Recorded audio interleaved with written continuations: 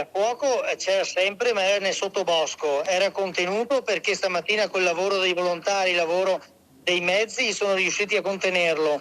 Purtroppo oggi pomeriggio è salito un po' di vento in quota ed è quello che è riuscito a farlo ripartire. Brucia ancora il bosco del Van sopra Miane. Proprio quando si cominciava a pensare che l'emergenza stesse per rientrare, il vento in quota ha attizzato i focolai, spingendo l'incendio verso est nel vicino comune di Follina.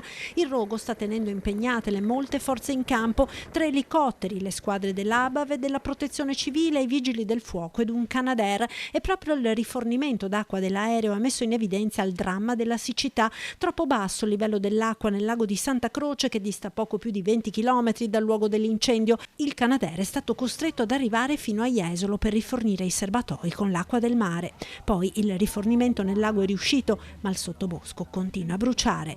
In un momento così di siccità l'acqua scarseggia, l'acqua è preziosa e andare a trovarla adesso è proprio difficoltoso. La zona è particolarmente impervia e difficile da raggiungere. Non ci sono rischi per la popolazione o le abitazioni, ma l'allerta è massima per il bosco. Siamo preoccupati dal fatto che brucia la montagna, sicché vedere il bosco che se ne va in questo momento in cui dovremo avere il verde e avere, diciamo, un po' di respiro sulle montagne, visto anche la parte turistica che c'è in montagna, dà fastidio e ci rende abbastanza preoccupati. Il rischio incendi in queste condizioni di caldo estremo e siccità è elevatissimo. Lo testimoniano i numerosi incendi di sterpaglie degli ultimi giorni, e per questo l'appello a tutti è quello di fare la massima attenzione.